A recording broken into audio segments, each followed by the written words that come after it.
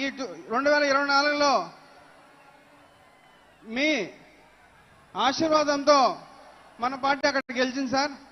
అదేవిధంగా నాకు కథలు కవితలు రాయడం సార్ రాదు.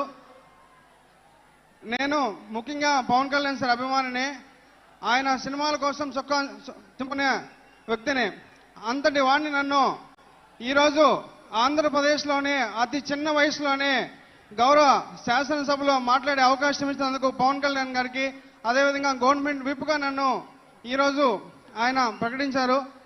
అదేవిధంగా ఇంతటి పెద్ద గొప్ప అవకాశం ఇచ్చినందుకు ఆయనకి పాదాయం తెలుపుతూ ధన్యవాదాలు సార్. గౌరవనీయులు మచిలీపట్నం పార్లమెంటు సభ్యులు శ్రీ వల్లభనేని బాలశౌరి గారు కార్యక్రమానికి ముఖ్య అతిథులు, జనసేన అధినేత ఉప ముఖ్యమంత్రి పెద్దలు పవన్ కళ్యాణ్ గారు, వేదిక మీద ఉన్నటువంటి అనేక పెద్దలు, ఇక్కడికి విచ్చేసినటువంటి అశేష ప్రజానికానికి అందరూ కూడా మొట్టమొదటిగా నా హృదయపూర్వక నమస్కారం. ఈ భారతదేశంలో అనేక రాజకీయ పార్టీలు ఉంటాయి. ప్రతి రాజకీయ పార్టీ కూడా ప్లీనరీ సమావేశాలు ఏర్పాటు చేసుకుంటూ ఉంటారు. కానీ ప్లీనరీ సమావేశాలకి బస్సులు తరలించడం, రైళ్లు తరలించడం వేరే పార్టీలు చేసినా ఇందులో 10% కూడా సక్సెస్ కానటువంటి పరిస్థితులు మనం చూస్తాం. కానీ ఎటువంటి సహాయ సహకారాలు లేకుండా పవన్ కళ్యాణ్ గారి కోసం ఈ రాష్ట్రమే కాదు ఇతర రాష్ట్రాల నుంచి మీ సొంత ఖర్చులతోటి వచ్చినటువంటి ఈ జన సైన్యం ఏదన్నా ఉంది అంటే అది పవన్ కళ్యాణ్ గారి అధ్యక్షతలో ఉన్నటువంటి ఈ జనసేన పార్టీ ఒక్కదానికే దక్కుతుంది అనేటువంటి సందర్భంగా మీ అందరికి కూడా తెలియజేస్తా ఉన్నాను. ఈ మధ్య మనం చూసాం, ఉప ముఖ్యమంత్రి గారు జగన్మోహన్ రెడ్డి గారు పవన్ కళ్యాణ్ గారిని గురించి ఒక అనుచితమైనటువంటి వ్యాఖ్యలు చేశారు. ఒక కార్పొరేటర్ స్థాయితో పోల్చారు. జన సైన్యం ఇది పూర్తిగా ఖండిస్తా ఉంది మిస్టర్ జగన్మోహన్ రెడ్డి గారు అని చెప్పి సందర్భంగా మీకు మనవి చేస్తా ఉన్నాం. మీ అందరికీ తెలుసు, మన దేశ ప్రధాని గారే పవన్ కళ్యాణ్ గారిని గురించి సాక్షాత్తు పార్లమెంటు సెంట్రల్ హాల్లో ఏ పవన్ నహీ హై ఆంధీ హై అన్నారు దేశ ప్రధాని గారు. ఆయన పవన్ కాదు, ఒక తుఫాను అని చెప్పారు.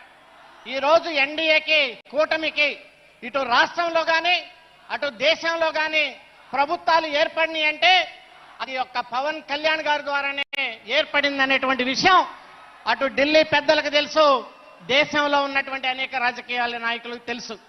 మీరు అలాంటి అరిచితమైనటువంటి వ్యాఖ్యలను చేయటం జనసైన్యాలను బాధేస్తుంది. మీరు అలాంటి వ్యాఖ్యలు చేశారు కాబట్టి ఈరోజు మీకు 11 సీట్లకే మాత్రమే మిమ్మల్ని కూర్చోబెట్టారు. ఆ 11 సీట్లకే ఏం చెప్పారో తెలుసా అర్థం? నీవు పులివెందులకి ఎక్కువ, కడపకి తక్కువ అనేటువంటి విషయాన్ని మీకు ప్రజలు చెప్పారనేటువంటి విషయాన్ని సందర్భంగా మీకు మనం చేస్తా ఉన్నాను.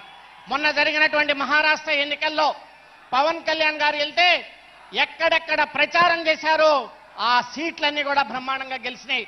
ఆ విషయాన్ని మాకు స్వయంగా నేను ఉదయ్ శ్రీనివాస్ గారు వెళ్తే అమిత్ షా గారే చెప్పారు, బ్రహ్మాండంగా ప్రచారం చేసి ఎన్డీఏకి మాకు మద్దతు పలికారు మహారాష్ట్రలో కూడా. అలాంటి వ్యక్తి మరి ఈరోజు పవన్ కళ్యాణ్ గారు ఇంగ్లీష్ మాట్లాడగలరు, హిందీ మాట్లాడగలరు, అలాగే తమిళ్ మాట్లాడగలరు, కన్నడ మాట్లాడగలరు, అన్నిటికంటే తెలుగు బ్రహ్మాండంగా మాట్లాడగలరు. మీరు తెలుగుకి ఎక్కువ, ఇంగ్లీష్కి తక్కువ మిస్టర్ జగన్మోహన్ రెడ్డి అనేటువంటి విషయాన్ని కూడా సందర్భంగా మనం చేసుకుంటాం. ఈరోజు నన్ను ఉదయ్ శ్రీనివాస్ గారిని కలిసి పవన్ కళ్యాణ్ గారు పార్లమెంట్లో ఏ సబ్జెక్టులు మాట్లాడాలి, చేనేత కార్మికుల గురించి మీరు ఏ సబ్జెక్టులు మాట్లాడాలి, అలాగే అగ్నికుల క్షత్రియుల గురించి ఏ రకంగా మాట్లాడి, అలాగే బీసీ కులాల గురించి ఏ రకంగా మాట్లాడాలి, ప్రతి విషయాన్ని క్షుణ్ణంగా అర్థం చేసుకొని మాకు చెప్పారు. ప్రజల పట్ల అవగాహన కలిగినటువంటి వ్యక్తి పవన్ కళ్యాణ్ గారు అని చెప్పేసి సందర్భంగా మీ అందరికీ మనం చేసుకుంటూ ఆయన బాటలో నడవాల్సినటువంటి బాధ్యత మన అందరికి కూడా ఉందని సందర్భంగా మనవి చేసుకుంటూ ఈ అవకాశం ఇచ్చినటువంటి పెద్దలకి నా హృదయపూర్వక ధన్యవాదాలు. జై పవన్ కళ్యాణ్, జై జనసేన. గౌరవనీయులు కాకినాడ పార్లమెంటు సభ్యులు, మన స్థానిక పార్లమెంటు సభ్యులు శ్రీ తంగేళ్ల ఉదయ్ శ్రీనివాస్ గారు.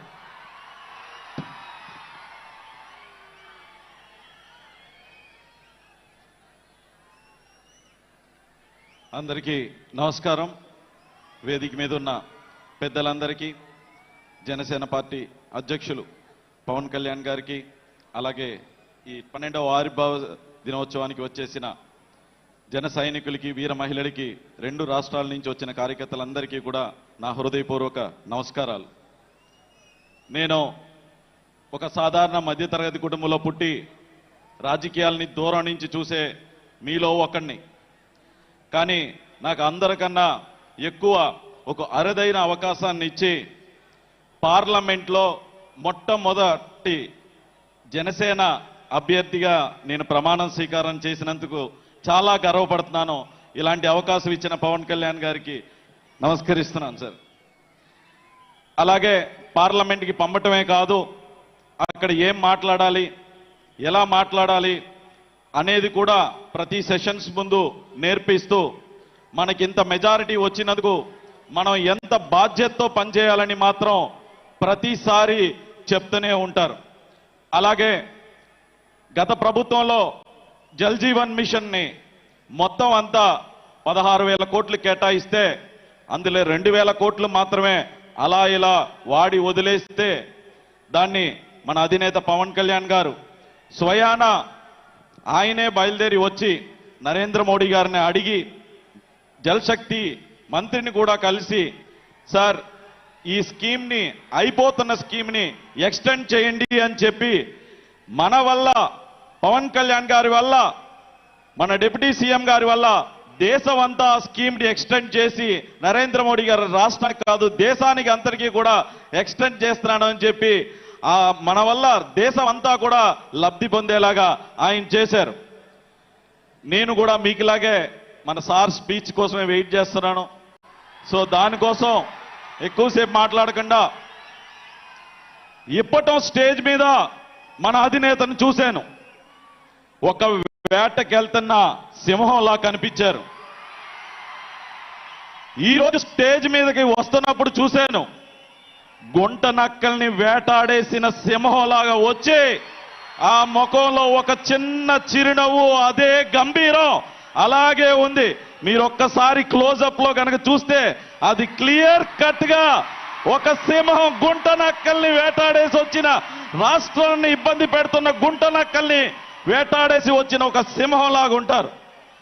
సార్ ఎప్పుడూ కూడా మీ వెంటే ఉంటాం, మీరు చెప్పిందే చేస్తాం, మీరు అప్పచెప్పిన బాధ్యతల్ని తప్పక పాటిస్తూ ఈ అవకాశాన్ని ఇచ్చిన మీకు హృదయపూర్వక నమస్కారాలు చెప్తూ సెలవు తీసుకుంటున్నాను. ధన్యవాదాలు. గౌరవ మంత్రివర్యులు, రాష్ట్ర పర్యాటక సినిమాటోగ్రఫీ శాఖ మార్చులు శ్రీ కందుల దుర్గేష్ గారిని ప్రసంగించారు.